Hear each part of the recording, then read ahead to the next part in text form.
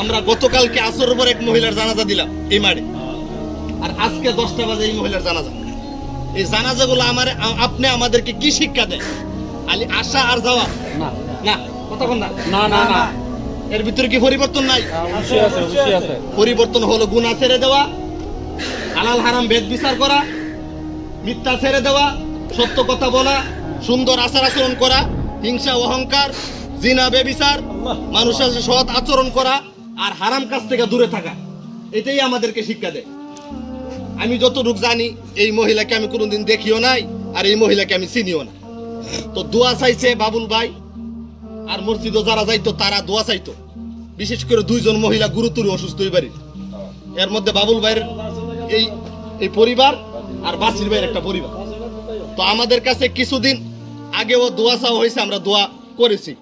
তো গতকালকে এই বাবুল ভাই আমরা ফজর নামাজ পড়ে বাইর হয়েছি, মক্তবের বাচ্চা কাচ্চা মসজিদে আসতেছে, আমি আবার বাইরে একটু হাঁটাউড়ি করি, বাবুল ভাই এদিকে দৌড়ে যাইতেছে। তো যাইবালা আর আমি কোনো জিজ্ঞাসা করছি না। যখন আসে তখন আমি বললাম, বাবুল ভাই দৌড়াদৌড়ি করে তো বাচ্চার মা তো ভীষণ অসুস্থ, হসপিটালে নিয়ে যাইছি। তখন আমি বুঝলাম আসলে মূলত অসুস্থ। তখন এসার সময় আমরা মজ্জেল হাদিস হিসেবে বলতেছে যে বাবুল মিয়ার বউ তো মারা গেছে। তো আমি কোনোদিন এই মহিলাকে দেখিও নাই, কোনোদিন ওনারে চিনিও না। কিন্তু গতকালকে হারুন মেম্বার জয়দুল ভাই তারা আমারে বলছিল যে এই মহিলাটা জীবনে বাচ্চা কাচ্চার জন্য বহুত কষ্ট করছে। কতটুকু সত্য এটা আপনারা জানেন, আমি মহিলা সম্বন্ধে জানি না। এই বাচ্চা কাচ্চা গুলা মানুষ করতে গিয়া এই মহিলা অনেক কষ্ট করছে, কিন্তু ভুলের উদ্যোগে কোনো মানুষ নাই। আমি যে ইমাম সাহেব, আমার কি ভুল নাই? যে বেটা ফিস সাহেব দরবারের বীর, উনার কি ভুল নাই? আরো যত কিছু বলেন, মানুষ বলতেই ভুল। এই মহিলা তার বড় মেয়ের বিবাহ দিয়েছে, আর ছোট একটা মেয়ে আছিল দীপা বলে না, আমরা মক্তবে পড়তো। তো দীপারও বিবাহ দিছে মনে হয় চট্টগ্রাম, এই রোজার আগের দিন। রোজা গেছে শুক্রবারে, বৃহস্পতিবারে বিবাহ হয়েছে, আমি বিবাহ করাইছি। তো আরেকটা ছোট মেয়ে কোরআন শরীফ দিছি রোজার আগেই, এর ছোটটা ফাইমানা নাইমা বলে না।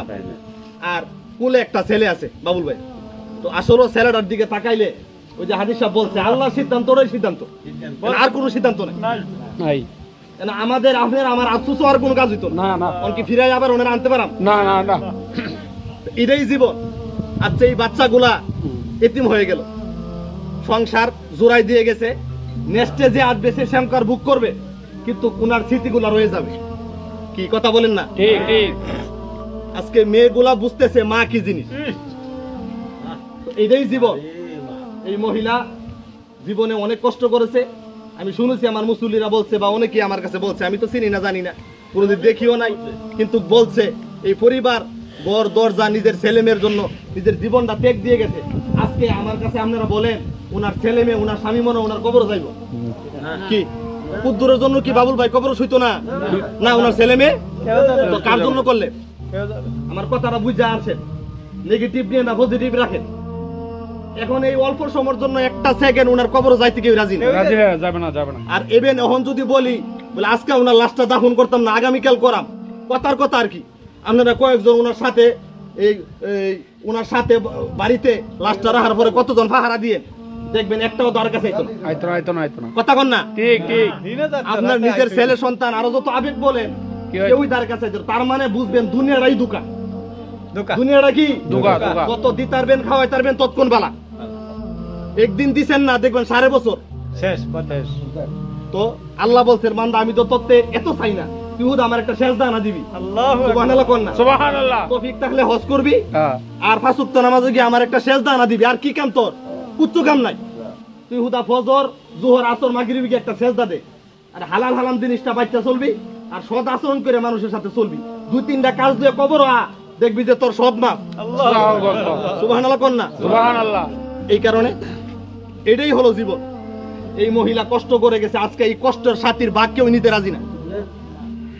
হইতে সংসার জোড়াইতে গিয়ে, কষ্ট করতে গিয়ে সময়ে 1 উক্ত 2 উক্ত 3-4 উক্ত 5 উক্ত নামাজ কোন সময় আমরা পুরুষরা ছেড়ে দেই।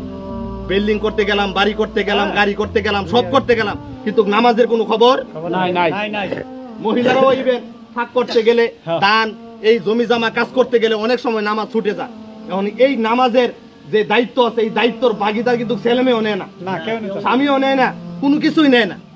তো এই যে এত দুনিয়া খাইলাম না রে, ফাইলাম না রে, করলাম না রে, আপনার হুদা চাওই আছে, কিন্তু আপনি যে কবরে যাইবেন পুতের জন্য সব কইরা গেলেন, তে যে আপনার গুনার ভাগ নিত না, কবরে যাইতো না, এটা আপনি জানেন না। কি কথা বলেন না? ঠিক ঠিক আমরা শুধু জানি কি সমালোচনা হ্যাঁ। আর গিবত আর চুগলখুরি, হিংসা, বিদ্বেষ, অহংকার আমাদের ভিতরে, এটাই আমরা সম্পদ, আর কোনো সম্পদ নাই।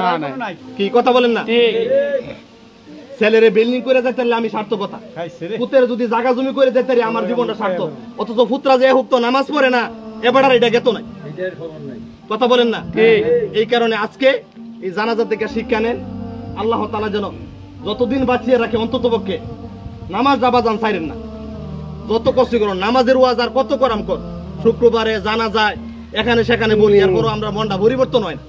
আল্লাহ যেন আমাদেরকে পরিবর্তন করে, এই মহিলারা যেন আল্লাহ মাফ করে দেন, আমরা বলি আমি। আমিন সংসার করতে গিয়ে, ছেলে মেয়ে মানুষ করতে গিয়ে যদি আল্লাহর কোনো হুকুম অমান্য করে, এই মুহূর্তে উনার কাছে আল্লাহর দরবারে উনার পক্ষ থেকে আমরা দোয়া ছাড়া কোনো করার নেই। না আপনি কি দোয়া ছাড়া মানে উনারে যদি আপনি দুনিয়া সব দিয়ে নেন, আর কি লাভ আছে কোন? কোনো লাভ নাই। কারণ রুহু চলে গেছে আল্লাহর কাছে, খালি এখন আমরা মুর্দার দাফন করাম, আল্লাহর পক্ষ থেকে আবার রুহু পাঠানো হবে, তখন ফেরেশতারা সাওয়াল জব করবেন। আলহামদুলিল্লাহ কোন? আলহামদুলিল্লাহ। এটা আল্লাহর পক্ষ থেকে ফাইসালা। এখনো তিনি মুর্দা, আর কোনো জবাব নাই, কিন্তু এখনোই একমাত্র সম্বল ওনার জীবনে যে আমল করেছেন আর ঈমান হলো ওনার সম্পদ, আর কোনো সম্পদ নাই। এই মহিলার জন্য খাস করে দোয়া করি। ছোট্ট একটা কুলের সন্তান আছে, আর তিনটা কন্যা সন্তান আছে। আল্লাহ তাআলা যেন এই বাচ্চা কাচ্চা সহায় হন নিজে।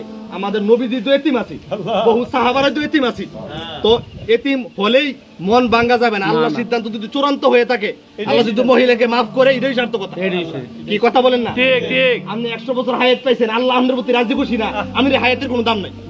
কি কথা বলেন? ঠিক। আর আমি 20 বছর বাঁচলি, আল্লাহ বলছে যা তোর 20 বছর হায়াত দিয়া তোর আমি ভালোবাসছি, তুই আমার কাছে আ। এই মুহূর্তে যদি আমার রুহু কবজ করে, আমার জীবন সার্থক, কারণ আল্লাহ আমার কবুল করছে। আলহামদুলিল্লাহ বলেন। আলহামদুলিল্লাহ। আল্লাহ এই মহিলাকে মাফ করুক, বাবুল ভাইকে ধৈর্য ধারণ করার তৌফিক দান করুক। ছেলে মেয়ে আছে, মেয়ের জামাতারা আছে, আত্মীয় স্বজনরা আছে, জ্ঞাতি গোষ্ঠীর মানুষ আছে। আল্লাহ তাআলা যেন সকলকে ধৈর্য ধারণ করার তৌফিক দান করে। খাস করে এই মহিলার জন্য আমরা দোয়া করব, আল্লাহ যেন ওনাকে ক্ষমা করে, আল্লাহ আমাদের প্রত্যেককে যেন ক্ষমা করে। এই কারণেই আমরা প্রায় বলে থাকি, হিংসা, বিদ্বেষ, অহংকার, চুগলখুরি, সমালোচনা, ভুলের ঊর্ধ্বে কোনো মানুষ নাই। ভুল থাকলে তার ভুলটা আপনি ধরিয়ে দিবেন, ত্রুটি থাকলে তাকে সংশোধন করে দিবেন, কিন্তু সমালোচনা আমরা যেন না করি। এই মহিলা চলে গেছেন, উনার আর কোনো কিছু করার নাই। একজন ইহুদি লাশ যাচ্ছে মসজিদে নববীর সামনে দিয়ে, আল্লাহ নবী মসজিদে নববীতে বসা, এই মুহূর্তে ইহুদির লাশ যাচ্ছে, আল্লাহ নবী দাঁড়িয়ে গেলেন। তখন একজন সাহাবা বলেন, ইয়া রাসূলুল্লাহ, হাযা ইহুদি, সে তো ইহুদি, আপনি শ্রেষ্ঠ নবী, আপনি ইহুদির লাশ দেখে সম্মান করলেন। আল্লাহ নবী বলেন, সাহাবা, তোমার কাছে সে ইহুদি হতে পারে, আমার কাছে সে একজন মানুষ। সুবহানাল্লাহ বলবেন না? আল্লাহ সুবহানাল্লাহ। মানুষ হিসাবে তাকে সম্মান করলাম, সে আমার উম্মত না, কিন্তু আল্লাহর তো সৃষ্টি, কিন্তু এই হিসাবে আমি তাকে সম্মান করলাম। ভুল উদ্যত তার থাকতেই পারে, কিন্তু তার আমল নিয়ে সে কবরে চলে গেছে। আর আমরা এমন খাদ্য তৈছে, মৃত্যু ব্যক্তির নামে যদি সমালোচনা করি, কি কর? মারা গেছে 20 বছর, 15 বছর হয়েছে, 5 বছর হয়েছে, এবার আর ওই দুনিয়ার কিচ্ছা কাহিনী শাস্ত্রুলো দোহান দানো বই আমরা কই, আমরা খাদ্য তো খারাপ হয়েছে। লাশ সামনে আইলো আমরা পরিবর্তন হই না।